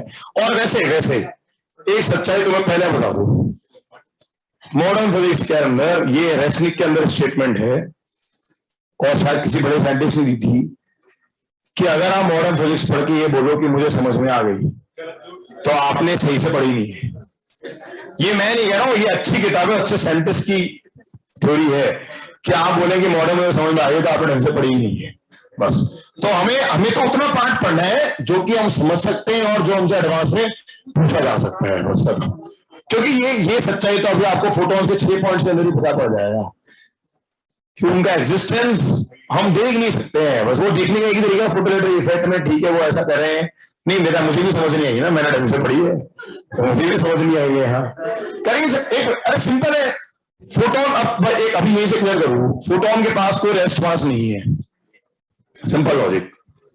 फोटोन रेस्ट मास नहीं है का मतलब मुझे वो पार्टिकल इलेक्ट्रॉन मुझे पड़ा हुआ मिल सकता है कहीं, मतलब एटम के अंदर ही, ये नहीं कि हम घर रास्ते में इलेक्ट्रॉन मिल गए तो, है ना। ये मतलब भी नहीं कि सर मैं घर जा रहा था रास्ते में इलेक्ट्रॉन मिल गया, है ना। हाँ मैं तो भेल पूरी खा रहा था, इलेक्ट्रॉन जा रहा था, है ना। तो ये तो होगा नहीं हमारे साथ।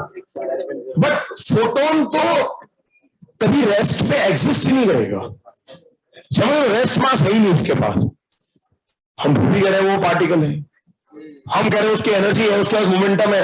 अरे अब क्या हो रहा है कि जो फिजिक्स एक्चुअली क्या है, अब तक जो फिजिक्स आप पढ़ रहे थे ना वो थी न्यूटोनियन या क्लासिकल फिजिक्स टिल नाउ, ये भी मैं लिख देता हूं। तो टिल नाउ जो हम पढ़ रहे थे ना, टिल नाउ ये आपके पास थी न्यूटोनियन फिजिक्स या क्लासिकल फिजिक्स।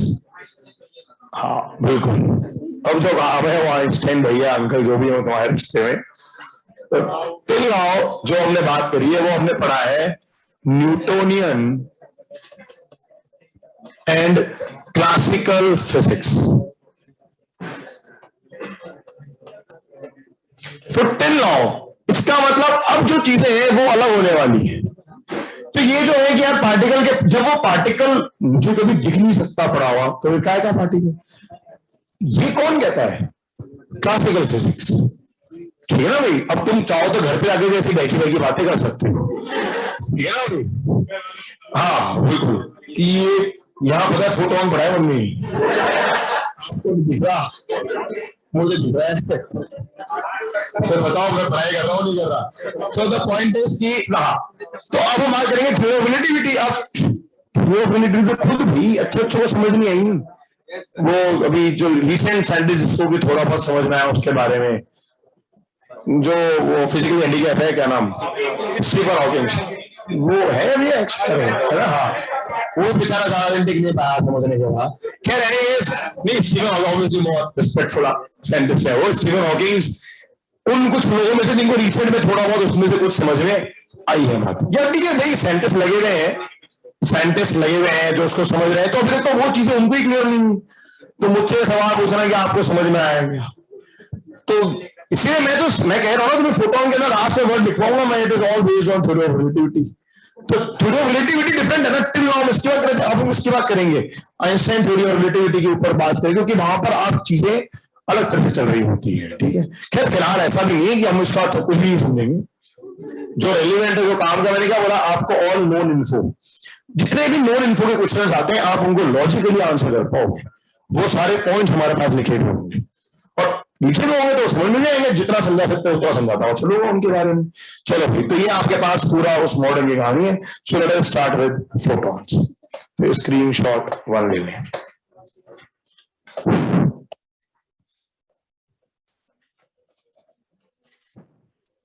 मॉडल है काफी, मतलब वैसे मेरे को तो ये बहुत ही स्कोरिंग वाला चैप्टर लगता है। जितनी चीजें मतलब जो, खैर वैसे मैं भी बड़ा लकी था इस मामले में। तो जब मॉडर्न मैंने एक साल ड्रॉप करा था तो बंसल में एपीएस सर हैं, अजय प्रताप सिंह सर हैं, वो पढ़ाने आए थे, और काफी हद तक मेरे जो नोट्स हैं वो उनसे इंस्पायर, क्योंकि उन्होंने शुरू के एक भाई इससे पहले जब मॉडर्न पर 11th-12th के अंदर जब पढ़ाया गया, जब बिना ड्रॉप के पढ़ रहे थे, तो आते थे न्यूमेरिकल वाले कराया, चले गए, फोटोन कभी समझ आया ही नहीं। एपीएस सर आए, उन्होंने एक दो क्लासेस मुझे जो जो थ्योरी लिखवाई थी, ऑलमोस्ट शायद 10 ही थ्योरी में भी आज लिखाता हूँ, एक दो पेज की पहले थ्योरी लिखवाई कि फोटोन इस बात है। तो फिर हमें समझ में लगा कि अच्छा यार वो फोटोन है इसलिए ऐसे बिहेव कर रहा है, वो फोटोन के पॉइंट्स आ गए। वो पॉइंट्स भाई, अब वो पॉइंट्स समझ में आए कि नहीं है मुझे तो पता है कि अब फोटोन इन पॉइंट्स को फॉलो करता है। अब इनको फॉलो करता है तो मैं उस फोटोन को आगे समझ सकता हूँ, इनके हिसाब से तो वो बातें जो लिखी जा रही है वो आगे सही है। अब वो पॉइंट समझ में आया तो बहुत अच्छी बात है, नहीं आएंगे तो एटलीस्ट मुझे उनका यूज तो करना आ रहा है, तो बस वो वाली चीज आती है, बस फिर तो चैप्टर पकड़ना आ गया था आराम से, कोई दिक्कत ही नहीं होती थी। क्योंकि यही एक पॉइंट होता है यहाँ पर कि फोटोन, क्योंकि स्टार्टिंग शुरू हुई कुछ समझ नहीं आ रहा है इस बारे में क्या बताया जा रहा है। चलो देखो, तो सबसे पहले बात करते हैं फोटोन की डेफिनेशन की।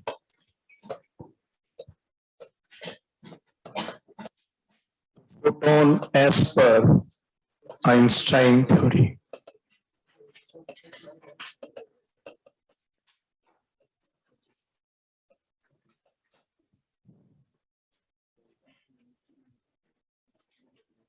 फोटोन क्या चीज है? तो मुझे दिख गया कि भी फोटोन की बात हम क्यों कर रहे हैं, कि वो क्या शो करता है, वेव्स का पार्टिकल नेचर। इसको आप प्लैंक्स क्वांटम थ्योरी से भी लिंक कर सकते हो, प्लैंक्स क्वांटम थ्योरी। इसी चैप्टर का एक और नाम है क्वांटम फिजिक्स। एक्चुअली वो क्वांटम फिजिक्स पे अगर आप ध्यान दो तो क्वांटम फिजिक्स, क्वांट ये वर्ड हमने पहले पढ़ा है, क्वांटाइज्ड है ना, हाँ वो पैकेट्स वाली चीज। तो हमने वो चीज कहां पढ़ी थी अब तक? Quantized charge on a substance, क्या है वो? इलेक्ट्रॉन की फॉर्म में क्वांटाइज्ड। तो वहां हमने तो एक्चुअली क्या है कि वो, अब अगर थोड़ा सा मैं और इस कॉन्सेप्ट पे अगर कि भाई थ्योरी ऑफ रिलेटिविटी वगैरह, तो वो आपका एक एवेंजर एंटमैन, और वो कॉन्सेप्ट ऑब्वियसली जिस तरह से वो समझाते हैं तो पॉसिबल है कि आदमी का साइज बड़ा हो सकता है, छोटा हो सकता है, टाइम ट्रेवल भी कर गए। वो थ्योरी ऑफ रिलेटिविटी का यूज है टोटली। आपने मूवी ध्यान से देखी, उसमें कई जगह पर क्वांटम वर्ड का भी इस्तेमाल है। यार वो नहीं देखी। बहुत बढ़िया। तो पढ़ाई क्या क्या चल रहा है एक्चुअली है, बोले मुझे पता था सर समझ से कुछ आएगा नहीं, तो वही देख लेते हैं। तो बट मतलब कहीं ना कहीं हॉलीवुड डायरेक्टर जो है वो भी बड़ी नॉलेज रखते हैं। क्या चलो आगे लिखो जरा। हाँ लिखो, क्या लिखो, हम तो क्या छोड़ो सकते हैं बातों को। फोटोन क्या चीज है उस पर ध्यान दे, लिखो जरा।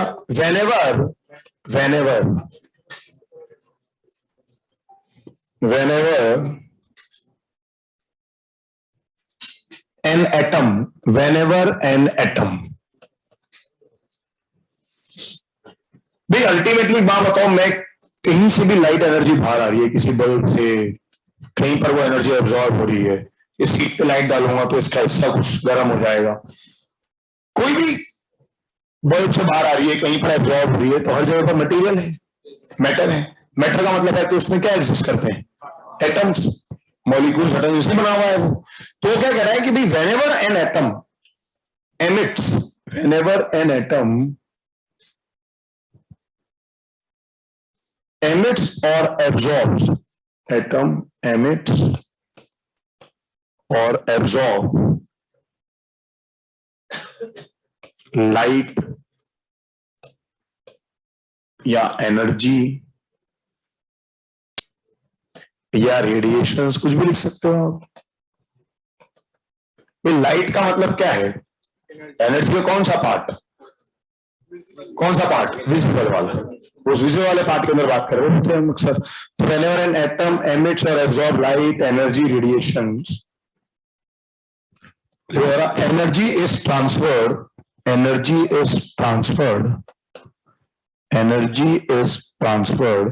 ये सब डिफरेंट फॉर्म्स ऑफ एनर्जी तो है। और क्या है, लाइट बोल लो, लाइट क्या है, विजिबल पार्ट वाला हो गया। Energy is transferred,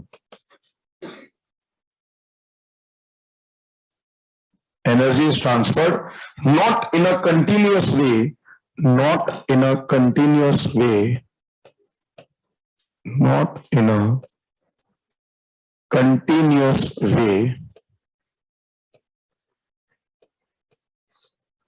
but in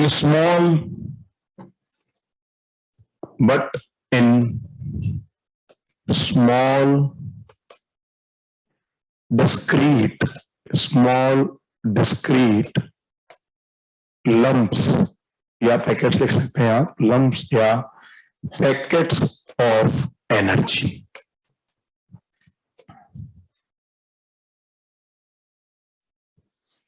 Whenever an atom emits or absorbs light, energy is transferred not in a continuous way but in a small discrete packets of energy known as what? Photons. Quantum तो क्या हो गया, ये nature हो गया ना, कि वो जो एनर्जी है वो कंटिन्यूस वे में नहीं फ्लो कर रही है। वो कैसे फ्लो कर रही है, पैकेट्स के अंदर, एक पैकेट, दूसरा पैकेट, तीसरा पैकेट। अब वो चीज फोटोइलेक्ट्रिक इफेक्ट जब हम समझेंगे ना, तब समझ में आएगा हमको कि क्यों एनर्जी के पैकेट्स टकरा रहे हैं। अगर कंटिन्यूस होता तो क्या होता, तो उसे कंक्लूजन समझ में आएगा मुझको, क्योंकि जो कंक्लूजन है वो क्लियर कर रहे हैं कि भैया एनर्जी अगर कंटिन्यूस वे में आ रही होती तो ये दिखता, बट एनर्जी कैसे आ रही थी, पैकेट्स की फॉर्म में आ रही थी। तो वो तो जब हम फोटोइलेक्ट्रिक इफेक्ट समझेंगे तो ही हमें वो पिक्चर पूरी क्लियर होगी। तो एटम तो वो क्या कह रहा है, जब भी कोई एटम क्या करता है, अब समझ में इसका मतलब कि फोटो नेचर कब एग्जिस्ट कर रहा है, जब या तो एमिट हो रहा है या एब्जॉर्ब हो रहा है। जब ट्रेवल कर रहा है तो ही नहीं, ट्रेवल तो कैसे कर रहा है, वो वेव की तरह से कर रहा है, ठीक है ना। तो एब्जॉर्ब्स कंटिन्यूस एनर्जी फ्लो का मतलब क्या होगा, अब एक वेव को पकड़ वेव थ्योरी, बेसिक वेव्स पर आते हैं जी। जो वेव्स बेसिक स्ट्रिंग वेव्स हैं वैसे ही ये वेव्स हैं। ये एक मिनट पहले तो ये हम देखें जरा कि ये जो आप एनर्जी रेडिएशंस की बातें करते हैं, ये जो एनर्जी रेडिएशंस की बातें करते हो, ये कौन सी वेव्स वाली हैं, ये कौन सी रेडिएशंस हैं, इलेक्ट्रोमैग्नेटिक रेडिएशंस। ये जो आप लाइट एनर्जी रेडिएशन की बातें कर रहे हैं, तो ये कौन से रेडिएशन है आपके पास, हाँ ये क्या है हमारे पास, EM radiation, electromagnetic waves, these are EM waves, electromagnetic waves. पर अब वेव्स जरा सोच के देखना, वो पहली बार वेव्स कहां पड़ी हमने, रस्सी पर। तो वो रस्सी पर आप क्या कर रहे हो, एक तरह से मूवमेंट दे रहे हो, तो कैसा ट्रांसफर ऑफ एनर्जी है, कंटिन्यूस नहीं है क्या, ये जो कह रहा है वो तो कह रहा है इन वेव्स का मतलब भी क्या है, कंटिन्यूस ट्रांसफर। लेकिन वो क्या कर रहा है कि जब भी किसी एटम से एनर्जी बाहर निकल रही है या वो एब्जॉर्ब कर रहा है तो वो कंटिन्यूस मैनर में नहीं एनर्जी एंटर कर रही है। वो कैसे एंटर कर रही है, वो पैकेट्स की फॉर्म में एंटर कर रही है। यानी कि वो एनर्जी जो है वो showing instead of that continuous nature, वो कैसा नेचर शो कर रही है, फोटोन जैसा नेचर शो कर रही है। वो पार्टिकल होंगे ना। सो भाई पार्टिकल आते ही एक तो वो कंटिन्यूस फ्लो चल रहा है, समझ, एक तो एनर्जी की फॉर्म है, सिर्फ एनर्जी, तो डायरेक्टली एनर्जी फ्लो हुई है। बट हम क्या कह रहे हैं अब कि एक एक फोटोन अपने आप में एक पैकेट है, समझ रहा है। यानी कि अगर मेरे पास मान लिया energy of a single photon, एक फोटोन की एनर्जी 2 इलेक्ट्रॉन वोल्ट है, समझना आप कैसे डिफरेंशिएट करेंगे। तो क्या मैं 4 इलेक्ट्रॉन वोल्ट एनर्जी दे सकता हूं, क्या मैं 6 दे सकता हूं, क्या मैं 1.5 दे सकता हूं, नहीं दे सकता। आधा फोटोन कहां से लाऊं। हाँ बस, तो कंटिन्यूस फ्लो का मतलब क्या होगा, सारी वैल्यूज पॉसिबल है एनर्जी की। कंटिन्यूस फ्लो का मतलब ये हुआ कि मैं सब तरह की एनर्जी प्रोवाइड कर सकता हूँ। 0 वोल्ट, 0.5, 0.55, 0.56, 1 आ गया, 1.5 भी आ गया, 1.1 भी आ गया, 1.2 भी आ गया। बट अगर बस एनर्जी ऑफ अ फोटोन कितनी है, 2 इलेक्ट्रॉन वोल्ट, तो या तो 2 दे सकता हूँ, 4 दे सकता हूँ, फिर 6 दे सकता हूँ। Getting it. हाँ, तो हमेशा वो क्या आएगा, एक क्वांटाइज फॉर्म में आएगा, ये कहना चाह रहा है। तो वैसे एक थोड़ा सा वेट कर, एक बार मैं अपने सारे पॉइंट्स लिखवा दूं, हो सकता है आप लोगों को इसमें कोई डाउट्स आने शुरू हो, बट आई वुड रिकमेंड कि थोड़ा सा वेट करो जब तक कि मैं प्रॉपर्टीज ऑफ फोटोन ना कंप्लीट करा दूं। उसके बाद डाउट बचे तो मुझसे पूछ लेना, फिर उसके बाद बचेंगे नहीं, क्योंकि ये जो तुम पूछ रहे हो ऑटोमेटिकली अभी क्वेश्चन आएंगे ना, वहां पे सब क्लियर हो जाएंगे। ठीक है, क्योंकि इमेजिनरी में क्या होगा, टर्म्स बहुत सारी नई नई आएंगी, तो जो लिखवाया जा रहा है उसको समझ में आ गई कि ठीक है, कंटिन्यूस वे का मतलब हुआ कि अब चल ठीक है, यही समझ में आया तो फिर बताना ही पड़ेगा। कंटिन्यूस वे का मतलब हर तरीके की एनर्जी दे दी, 0.5 भी दे दी, 0.6 भी दे दी, 0.7 भी दे दी, 0.75 भी दे दी। लेकिन मान लो फोटोन की एनर्जी 0.5 है। अब फोटोन की एनर्जी कैसे डिफाइन करते हैं हम, तो energy of a single photon, energy of a single photon equals to hc by lambda या फिर h इंटू एफ। जहां लैम्डा या एफ किसकी है, वो है वेव की। कौन सी वेव्स की, ईएम वेव्स की। अच्छा, इसके अलावा इसके अंदर क्या होता है आपके पास, अब देखो एक तो जरा, तो ये है energy of single photon, this is energy of a single photon. किससे जुड़ा हुआ है ये photon, associated with a wave of wavelength lambda और फ्रीक्वेंसी एफ, खत्म। तो फोटोन किससे जुड़ा हुआ है, this photon is associated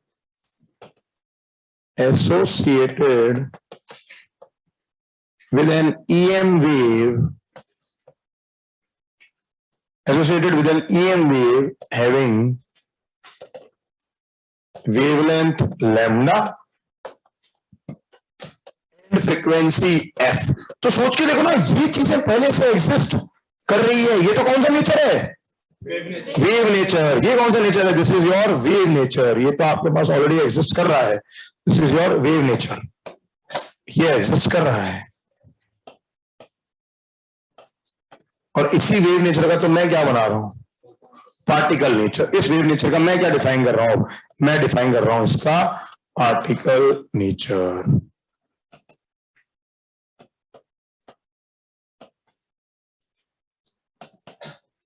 wave nature के लिए मैं क्या डिफाइन कर रहा हूं, इसका particle nature, C by lambda. अच्छा, ये एनर्जी ऑफ फोटोन आती है, एंड अगर मैं मोमेंटम ऑफ फोटोन लिखता हूं तो मोमेंट ऑफ फोटोन बनता है P by H by lambda.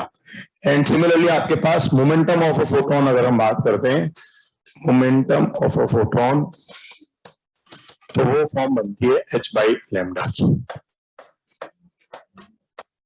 Momentum of a photon is H by lambda. तो ये तो डिफाइन करना था आपको, क्या डिफाइन करना था आपको, उसका पार्टिकल नेचर। अच्छा, ईएम वेव्स के ऊपर मैं थोड़ा सा एक लाइट डाल देता हूं। बाकी ईएम वेव्स आपको मैं आज एक लिंक और शेयर कर दूंगा या कोई इमेज शेयर कर दूंगा। मैंने शायद थोड़ा बहुत ईएम वेव्स बात करी भी है पहले,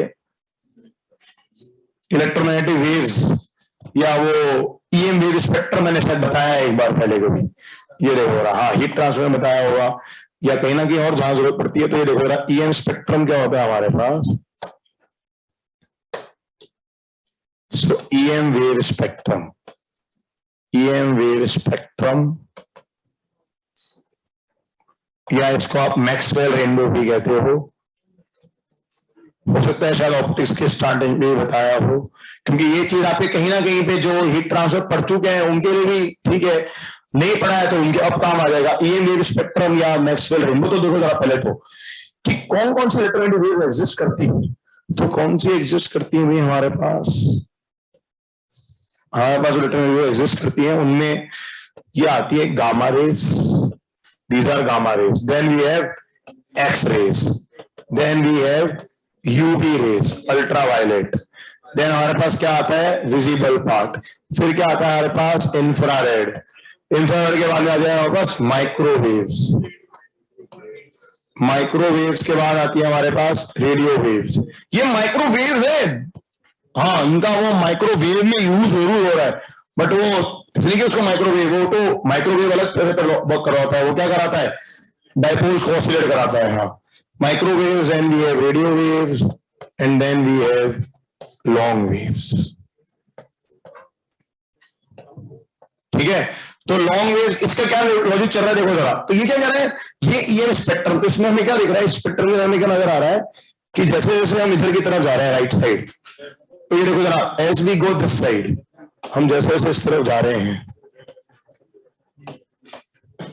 इस तरफ जा रहे हैं, तो लैम्डा क्या हो रहा है, लैम्डा क्या हो रहा है इंक्रीज, लैम्डा इंक्रीज नहीं, हाँ लैम्डा इंक्रीज होगा, उनका कम होगा बिल्कुल, लैम्डा इंक्रीज, फ्रीक्वेंसी डिक्रीज, बिल्कुल फ्रीक्वेंसी क्या हो रही है डिक्रीज, लैम्डा इंक्रीज हो रहा है, फ्रीक्वेंसी डिक्रीज हो रही है। तो थोड़ा सा एक आइडिया दूं अगर आपको, तो ये मैं टर्म्स वैल्यूज लिख देता हूं, हालांकि नेट पे सर्च कर लो ज्यादा बेटर है, या मैं ही कोई इमेज भेज दूंगा, ठीक है, इतनी वो भी नहीं चीज, एनसीईआरटी में वैल्यूज मिल जाएंगे आपको। सो गामा रेस की वेवलेंथ होती है 10 की पावर -15 मीटर्स, ये मैं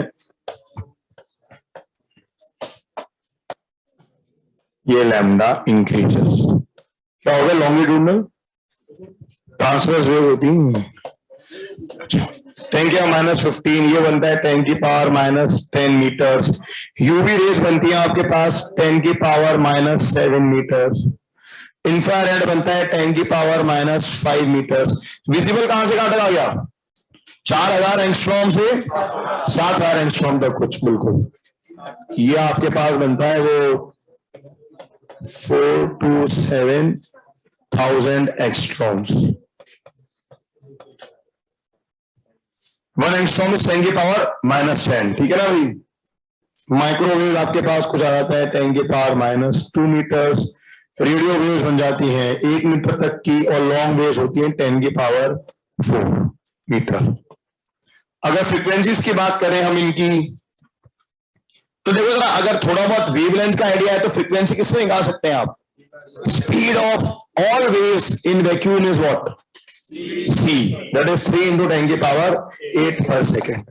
So speed of all waves, तो all waves in vacuum, all waves in vacuum, all waves में कौन सी EM waves, कल को मालूम पड़ा स्ट्रिंग वेव्स की बात करने लग गए, स्ट्रिंग वेव्स इन वैक्यूम हो सकती हैं, अबे वो मेट्रो वेव्स होती हैं, क्या mechanical wave, sorry they are mechanical wave, उनको क्या चाहिए हमेशा मीडियम चाहिए, स्ट्रिंग वेव को तो स्ट्रिंग चाहिए, और साउंड वेव को भी क्या चाहिए एयर के पार्टिकल्स चाहिए, क्या कहते हैं उनको मैकेनिकल वेव्स कहते हैं। हाँ क्या चीज,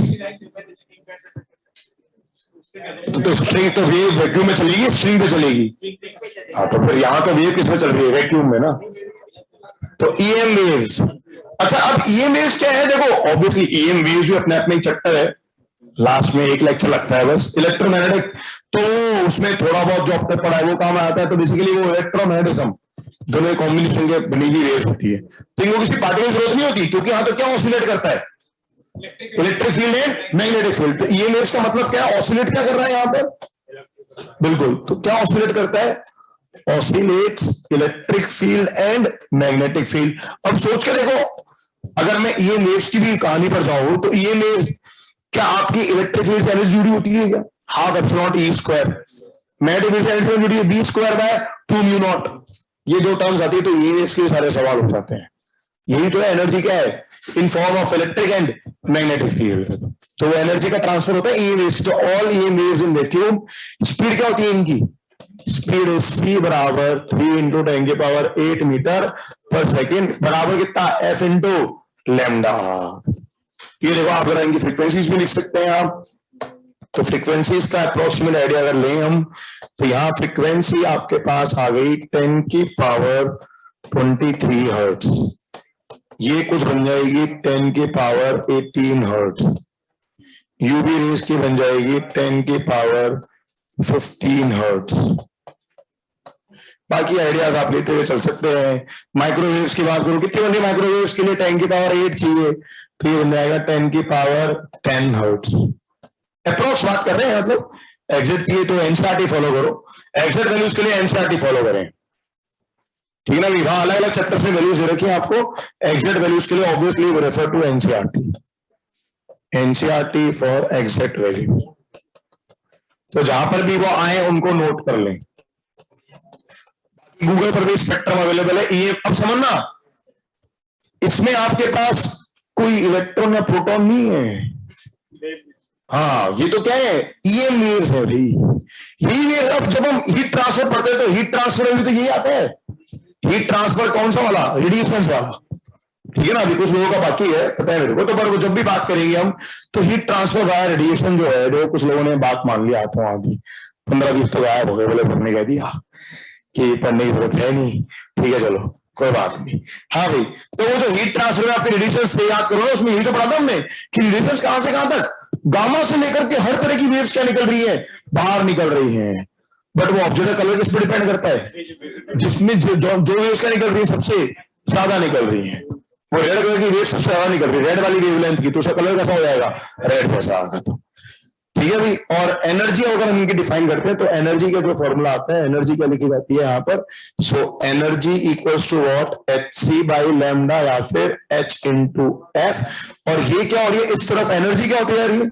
इधर जाते जाते डिक्रीज। एनर्जी क्या हो रही है इस तरफ? डिक्रीज हो रही है। तो इसका मतलब सबसे एनर्जेटिक वेव्स कौन सी है? Gamma waves. उससे कम एक्स-रे। तो अब हम क्या डिफाइन कर रहे हैं? हम इन वेव्स का क्या डिफाइन कर रहे हैं? Particle nature. तो एक्चुअली तो एनर्जी वेव्स की है ये, बट हम क्या कह रहे हैं? इनको जोड़ रहे हैं किससे? Energy of a single photon is what? hc/λ या hf की फॉर्म में लिखा जाता है। स्क्रीनशॉट 2 आगे बढ़ते हैं जरा।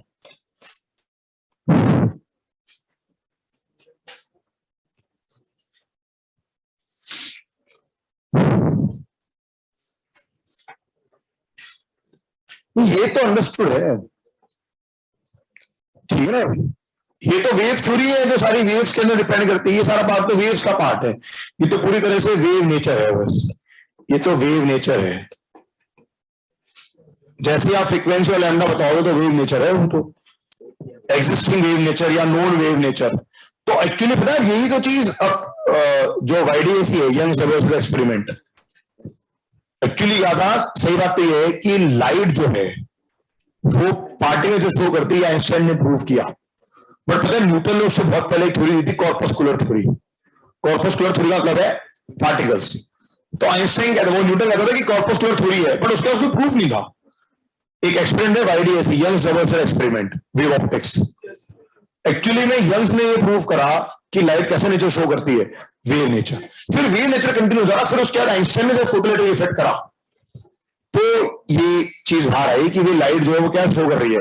पार्टिकल नेचर भी शो कर रही है। न्यूटन देखो, न्यूटन उसको प्रूव नहीं कर पाया, बट ठीक है, being so high level physicist, मतलब वो चीजों समझ रहा था कि यार वो पार्टिकल नेचर होना चाहिए, बट उसके पास कोई तरीका नहीं था तब तक कि वो उसको प्रूव कर पाता। न्यूटन काफी पुराना था आइंस्टाइन से मेरे ख्याल से, दोनों में हाँ 200-250 साल का फर्क है। न्यूटन 16th सेंचुरी था और न्यूटन होने 18 था, वो न्यूटन तो 16th सेंचुरी में था हाँ, और आइंस्टाइन 18th सेंचुरी। तो 200 सालों के अंदर तो कई सारे सिस्टम्स डेवलप हो चुके थे, तो तब तो उसका प्रूव करने का तरीका नहीं था। तो फिर बेसिकली यंग्स ने प्रूव करा कि लाइट जो है क्या शो कर रहा है? वेव नेचर शो कर रहा है, ठीक है ना भाई? चलो यार, तो ठीक है, बैल हो गया। तो ये अब हम, ये तो हो गया वेव नेचर वाली चीज। हम क्या प्रूव कर रहे हैं? इस वेव नेचर का पार्टिकल फॉर्म हम प्रूव कर रहे हैं, इसकी पार्टिकल फॉर्म। और उस पार्टिकल फॉर्म को क्या कहा गया है? अरे क्या बोला गया उस पार्टिकल फॉर्म को? फोटोन। बिल्कुल, उसको क्या बोला गया है?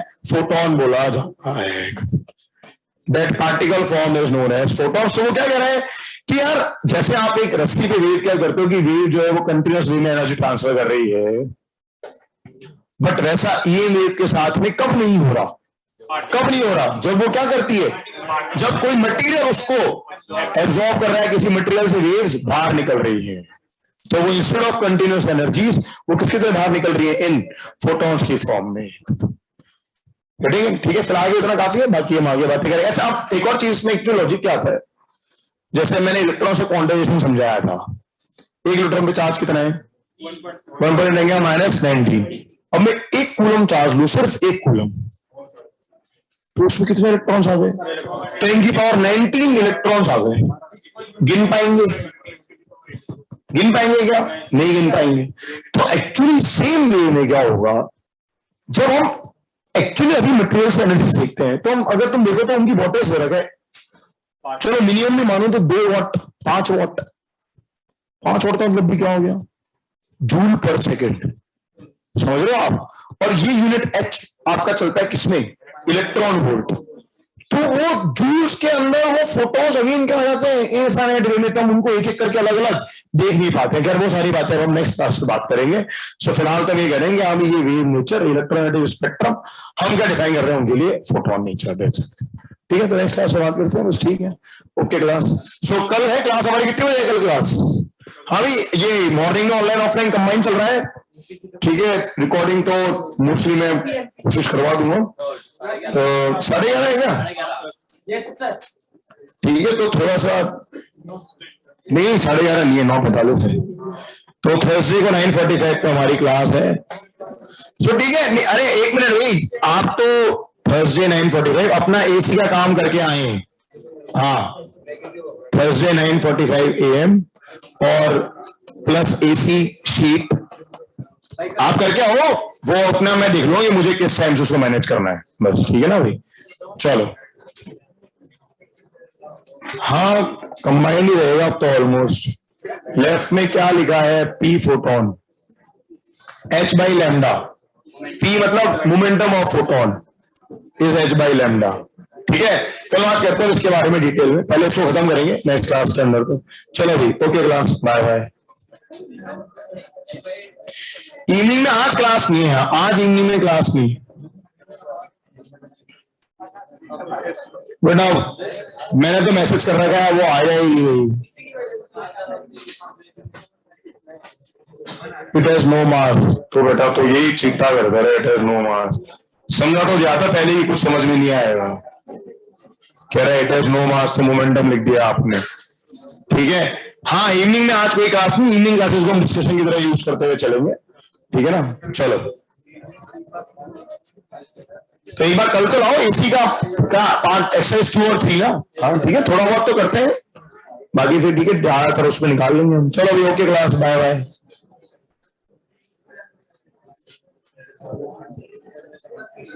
क्या लिखा है? एनसीईआरटी से एग्जिट वैल्यूज देख लेना भाई, याद करनी नहीं करनी का जवाब मेरे पास नहीं है।